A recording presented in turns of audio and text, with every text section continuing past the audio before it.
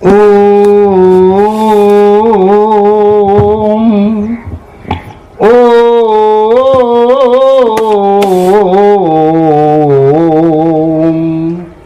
अखंडमंडलाकारं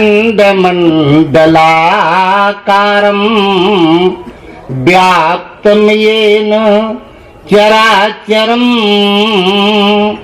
तत्पदं दर्शितं येन तस्मै श्री गुरुवे नमः।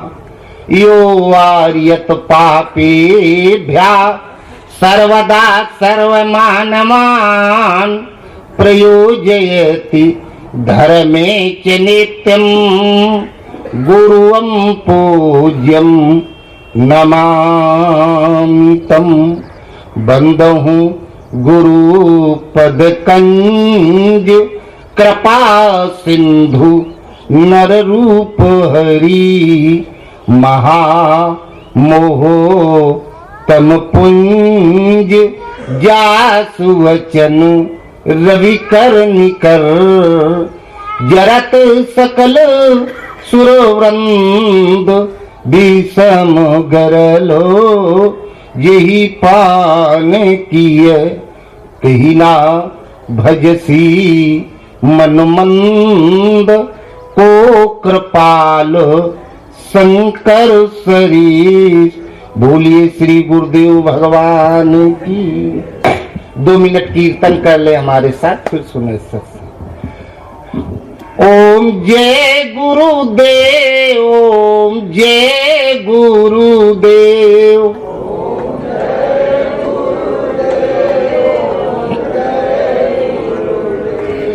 ओम असरण शरण शरण प्रभु ले ओम।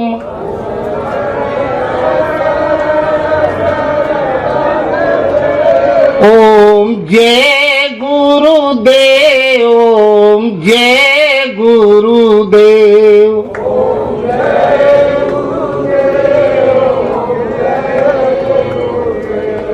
राखई गुरु जो कोप विधाता,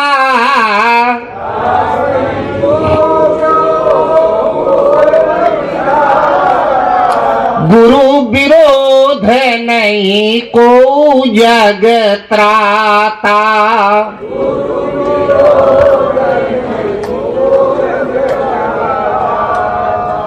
जे गुरु पद अम्बुज अनुरागी,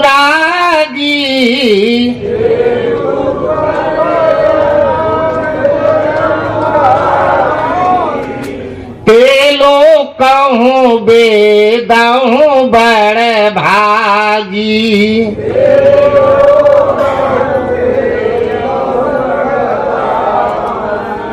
गुरु के बचन प्रतीति न जाही,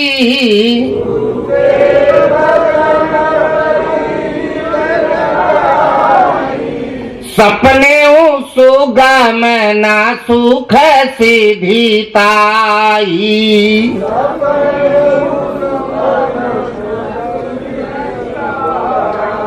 जे गुरु चरण रेणु सिर धरही,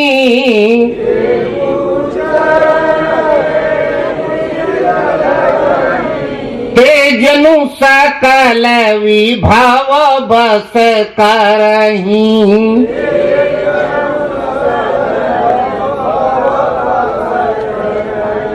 जय गुरुदेव, ओम जय गुरुदेव।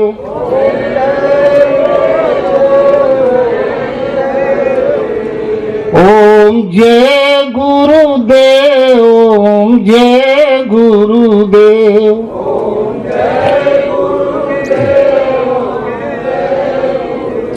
बोलिए श्री सद्गुरुदेव भगवान की। आप लोग नियमित सत्संग सुन रहे हैं, रोज सुनाया जाता है, करीब करीब सब कुछ बता दिया गया है, कई कई बार बताया गया है। आज हम बताएंगे थोड़ा इस समय हमारे समाज के पूरे विश्व में दो बिंदुओं की साधना कर रहे हैं सभी लोग। एक तो पूरे विश्व लेवल पर ये योग मनाया जाता है और ध्यान। हर साल यहाँ आ जाते हैं, हमसे कह रहे मंच अपना दे दो, हम ध्यान बताएंगे। यहाँ आते हैं और कई जगह मेले में पूरे विश्व में बस दो प्रकार, कहीं कहीं योग बताया जाएगा और कहीं कहीं ध्यान बताया जाएगा। लेकिन जो योग ये लोग बताते हैं, जो ध्यान ये लोग बताते हैं, किसी भी ग्रंथ में, किसी भी महापुरुष ने न तो इसे योग बताया है न ध्यान बताया है। गीता में भगवान कृष्ण कहते ये ध्यान योग का एक अंग है, अवस्था।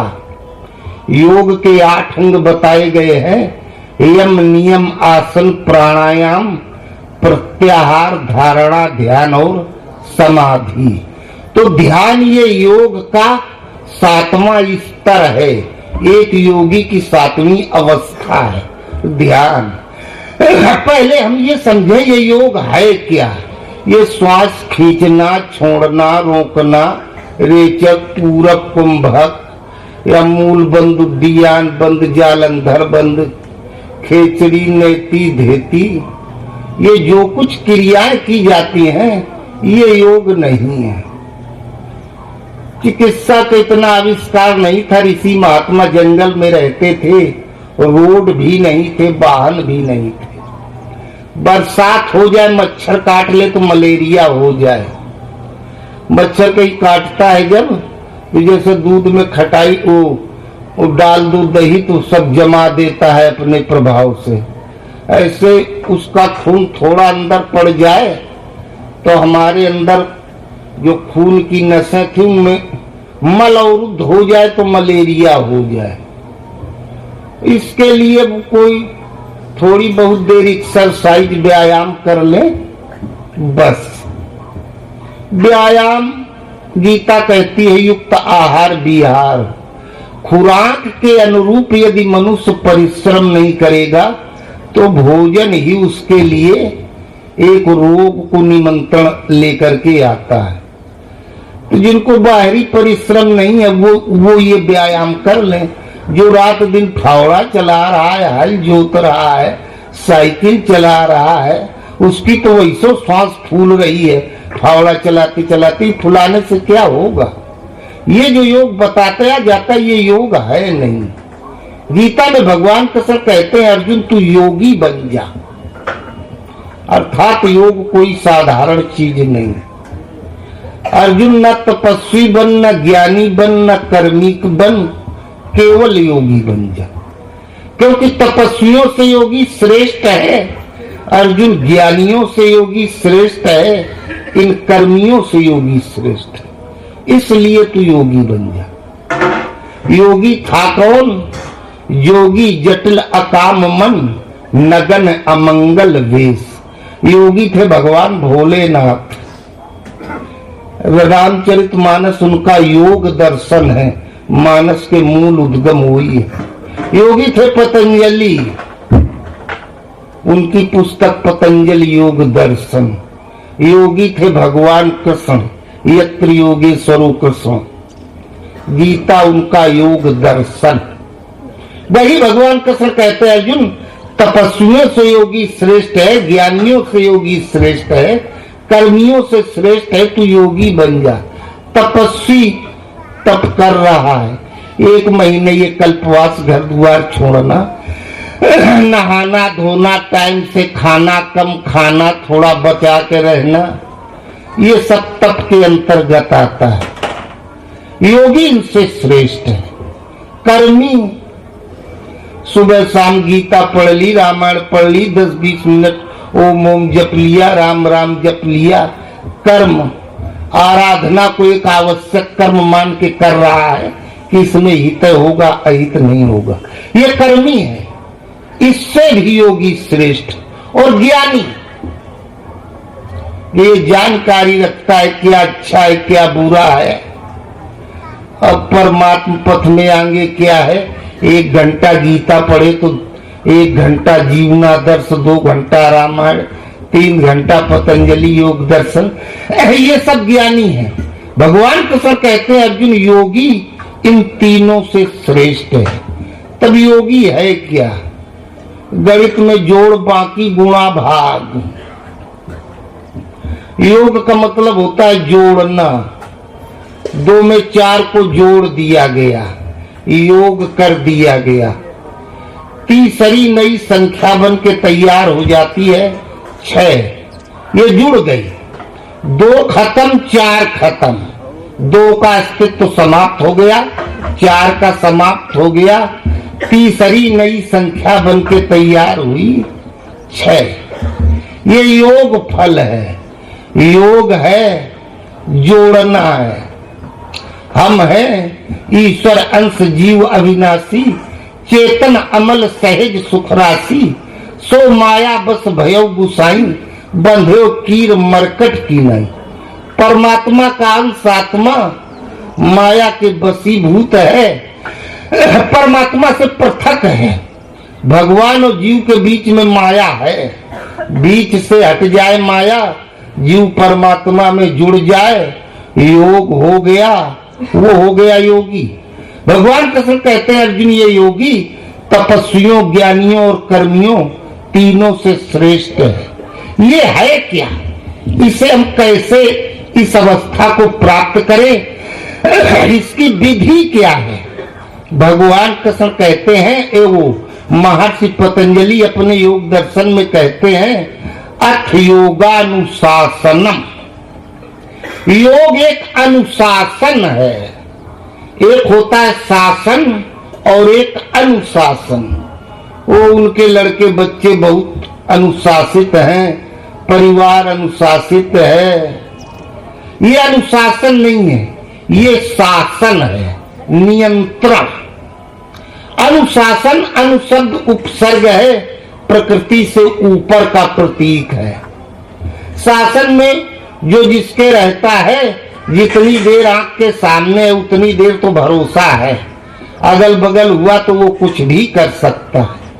अनुशासन का मतलब हम जहां जाएं, जिसका हमारे ऊपर शासन हो, वो हमें सदैव हम उसकी निगरानी में रहें, एक क्षण भी बाहर न रहें। इसका नाम है अनुशासन, अथ योगानुशासन। इसके करने से होगा क्या? कहा योगस चित्त वृत्ति निरोधा। मन में जो तरह तरह के विचार उठते हैं ये समाप्त हो जाएंगे। जब ये समाप्त हो जाएंगे तब तदा दृष्टा स्वरूपे अवस्थानम, आत्मा अपने परमात्मा स्वरूप को प्राप्त कर लेगा। लेकिन जब अनुशासनात्मक साधना हो तब अर्थ योगानुशासन। मुसलमान लोग बकरीद को बकरा काटते हैं, बलि चढ़ाते हैं, लोग पाल भी लेते हैं, बढ़िया बढ़िया खिलाते पिलाते हैं। अरे बड़े महंगे महंगे बकरे बिकते हैं। एक बकरा अकबर ने पाल रखा था। बकरीद के लिए तैयारी करें, बढ़िया चरवाहा नियुक्त किया जाए, खूब खिला पिला चरा के लेके आवे। अब शाम को अकबर के सामने लावे तो कुछ दाना अनाज का निकाल के दिखावे। अब वो बकरी की जात कितनों भरपेट खाया हो, खाए खवाए पे 2 मुंह जरूर खाएगा, वो खा ले। अकबर बिगड़े के बीरबल, तो पता नहीं कहाँ से अनट्रेंड चरवाहे ले आते हो। और राज्य में कोई ऐसा चरवाहा नहीं जो इतना खिला दे कि दोबारा ना खाए। भूखा है तब ना खाता है।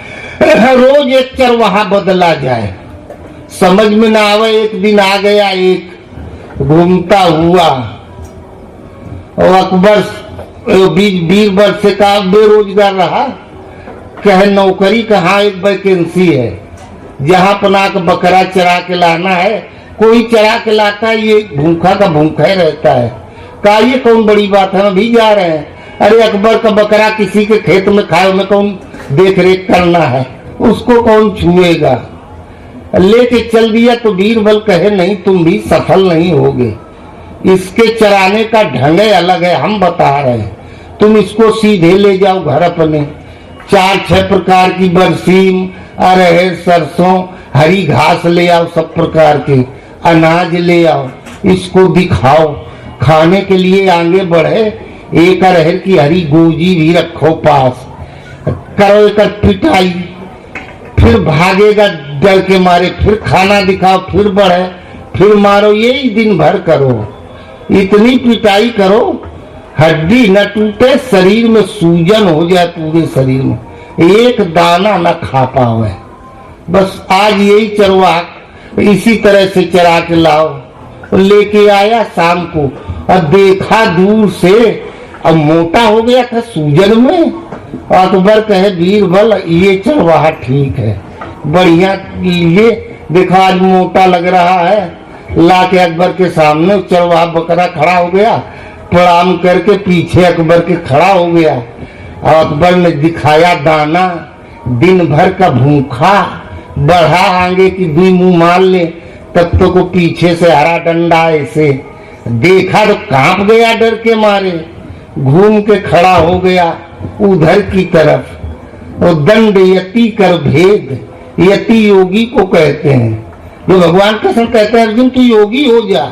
योगी शिव थे, कृष्ण थे, दंड डंडा इनके क्षेत्र की बात है। अर्थ योगानुशासनम, अनुशासन इस तरह से नियंत्रण हो जाए कि वो डंडा 24 घंटे हमारे इर्द गिर्द रहे।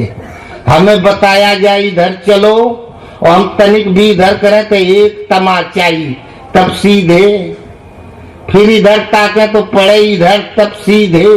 अर्थ योगानुशासन, ये योग एक अनुशासन है। इष्ट का नियंत्रण इस लेवल से होना चाहिए। परमहंस महाराज को चिट्ठी मिली, चल दिए, एक एक मिनट प्रलय में बीते, रोम रोम में वासना व्याप्त थी। और जहां आकाशवाणी हुई महान पाप करने जा रहे हो, अज्ञात आवाज इतनी भयंकर थी, थर थर पूरा शरीर कांप गया। बैठ गए पुलिया पकड़ के, सब भुलाई गया। अब बिजली तार तक हाथ लेके जाओ तब तक तो बड़ा, अब हाथ छुआ तो इतनी तेज करंट लगेगा कि उस टाइम भूख प्यास कुछ भी लगी हो सब भूल जाएगा, एकदम दिमाग उड़ जाएगा। तो अर्थ योगानुशासन, वो डंडा पहरे में खड़ा हो जाए, वो एक बार पीठ में पड़ा तो खोपड़ी के सब तारे उड़ जाते हैं। फिर सीधे जिधर कह दिया गया सीधे चल, जैसे पुलिस वालों के सामने बदमाश नहीं, वही दशा गुरु के सामने मन की होती है जब इस तरह से पकड़ लेते हैं। अर्थ योगानुशासन, इस तरह से अनुशासन हमारे ऊपर कर ले, हमें अपने शासन में लेके चले, आगे बढ़ावे। लेकिन ये होगा कैसे? सब चाहते हैं कि हमसे भगवान बोले हम कि इधर चलो, अब बैठो, अब ना करो, प्रति सेकंड हम परमात्मा के निर्देशन में रहें। लेकिन भगवान ऐसी कृपा करेंगे कैसे? तो ये बताते हैं अभ्यास वैराग्याभ्याम तन निरोधा, अभ्यास किया जाए, इसके लिए वैराग्य पूर्वक अभ्यास किया जाए। अभ्यास का मतलब होता है किसी काम को बार बार करें तो उसको प्रैक्टिस अभ्यास कहते हैं। किसका अभ्यास करें? माया का तो चिंतन रात दिन चलते हैं, परमात्मा का चिंतन करें। माया के विषय में सोचते हैं तो राग, परमात्मा के विषय में सोचते हैं तो वैराग, प्रकृति से परे। अब अभ्यास वैराग्याभ्याम तन निरोधा, ये मन माया से हटके परमात्मा की तरफ जाए। चित्त में उठने वाली लहरें ये कैसे समाप्त हो? वैराग्य पूर्वक अभ्यास किया जाए। अब अभ्यास हम किसका करें, किसकी याद करें, किसका नाम जपें? तो पतंजलि कहते हैं ईश्वर प्रणिधानाद्वा, हम ईश्वर के अंश हैं, परमात्मा के अंश हैं, इसलिए ईश्वर प्रणिधानाद्वा, केवल ईश्वर के प्रति समर्पित होके उन्हीं का ध्यान करें, उन्हीं का नाम पुकारें, उन्हीं की याद करें। अब ध्यान का मतलब आदमी नहीं कह देता हमें ध्यान नहीं रहा, हम भूल गए। तो याद हम उसकी कर सकते हैं जिसे हमने कभी देखा हो, जिसे हमने देखा नहीं। हाथ कितने लंबे, कौन रंग था, कैसा चेहरा था, तो हम किसका ध्यान करेंगे? इसमें ये बताते हैं कि ईश्वर का ध्यान करो। तो ईश्वर है क्या? इसका मतलब पतंजलि का ईश्वर जरूर आंखों से देखा जाने काबिल होगा। ईश्वर की परिभाषा ये महर्षि बताते हैं, क्लेश कर्म विपाकाशयैर अपरामृष्टा पुरुष विशेष ईश्वरा। जो क्लेश कर्म विपाक और आशय चारों से अत्यंत परे, जैसे इससे उसका कभी कोई संबंध है न रहा हो, वह विशेष पुरुष ईश्वर है। क्लेश कहते हैं दुख को। 5 प्रकार का होता है, अविद्या, अस्मिता, राग, द्वेष और अभिनिवेश।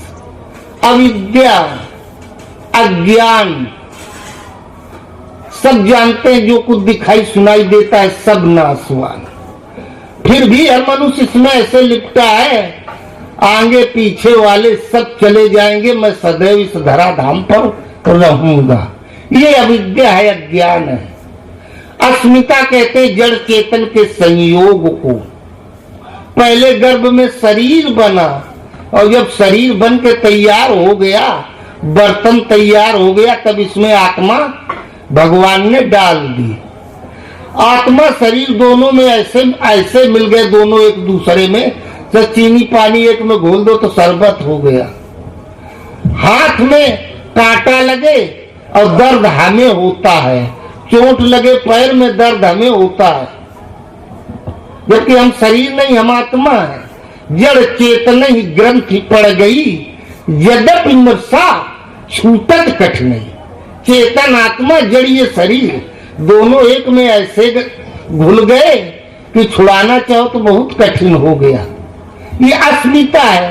राग और द्वेष, जहां अनुकूल परिस्थिति वातावरण लगाव हो जाता है, विपरीत परिस्थिति व्यक्ति वस्तु स्थान से द्वेष हो जाता है। और अभिनिवेश, जब भी भजन करने ध्यान करने बैठे, तब आज अभी हम ध्यान करने बैठे, इसके पहले का ही सब कुछ आएगा। गुरु महाराज की शरण में आगे भजन करने लगे, और जिस दिन हम पैदा हुए थे तब से आज तक जो कुछ है इस शरीर से जहां तक रिश्ता है वो सब अभिनिवेश कहलाता है। वही मन में बार बार घूमा करता है। ये 5 प्रकार का दुख है। महर्षि पतंजलि कहते हैं, 2 हाथ पैर वाला मनुष्य पहले तपस्या करके, साधना करके इन 5 प्रकार के जो क्लेश हैं इनका अंत कर दे। और फिर कर्म, कुछ ना कुछ मनुष्य सुबह से शाम तक करता है। कोई खेती बाड़ी, कोई व्यापार, कोई नौकरी, कुछ ना कुछ व्यवसाय करता है, ये कर्म है।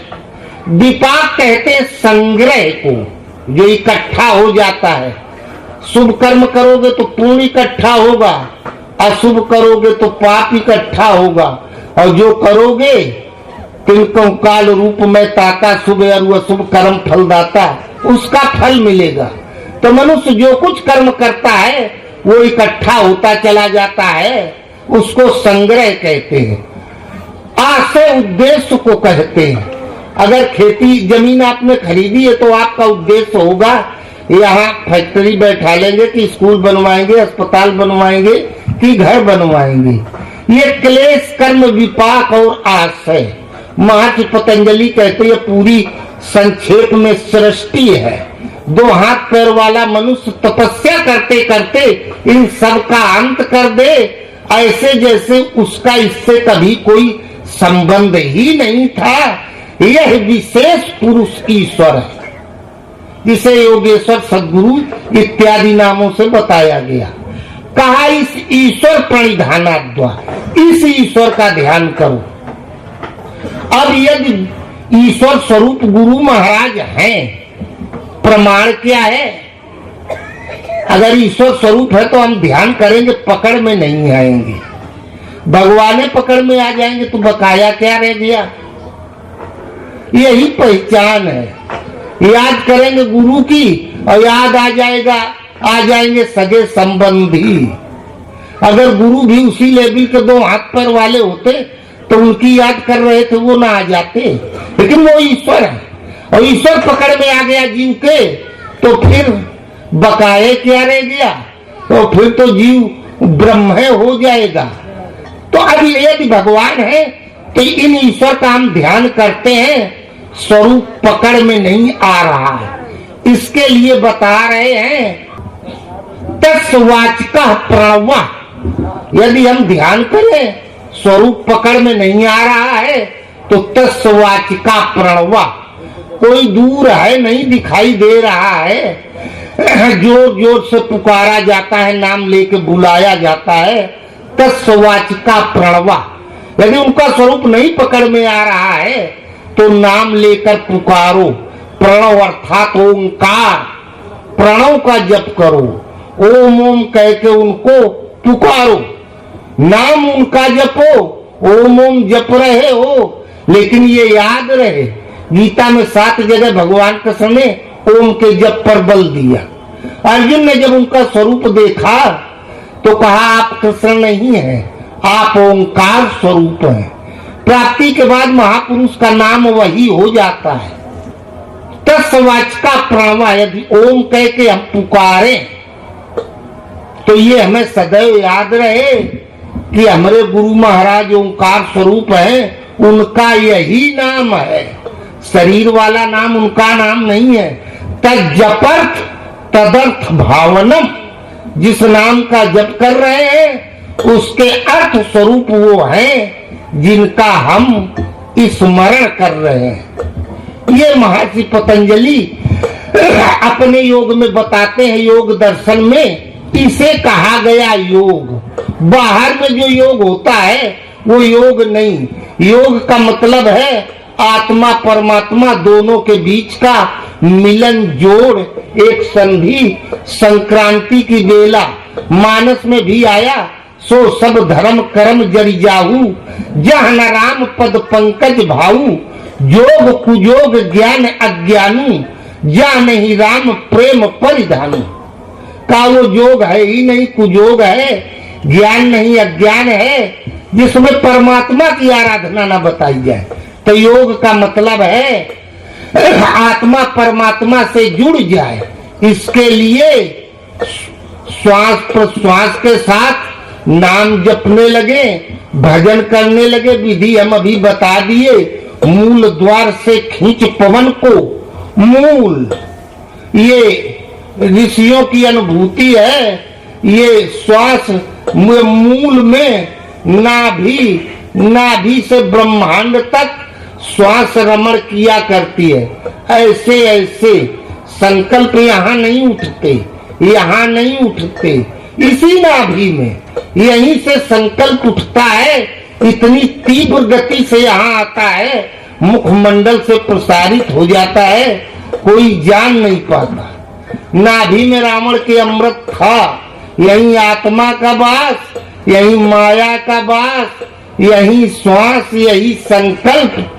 और ये ब्रह्मांड, ये नाभि, बीच का भाग ये हृदय है। इसीलिए बीच में मन को रोका जाता है, न ऊपर वाला नीचे आवे, बाहर का कोई संकल्प अंदर, न अंदर वाला ऊपर उठे।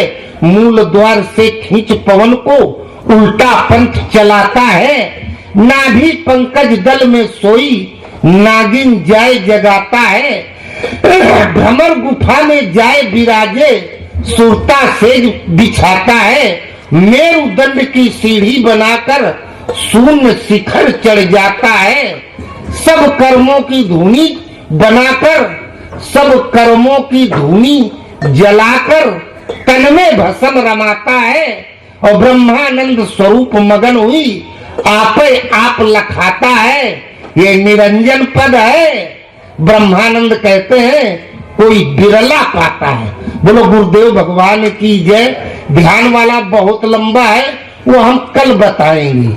आज योग का है क्या, शुरुआत कैसे की जाती है, क्या है जो ऋषियों ने बताया है, हर ग्रंथ में वो हमने बताया है। अब कल ध्यान बताएंगे। आप लोग उठ ले, स्वामी जी को प्रणाम कर ले, समय बहुत हो गया, 5:15 बज रहा। बोलो गुरुदेव भगवान की।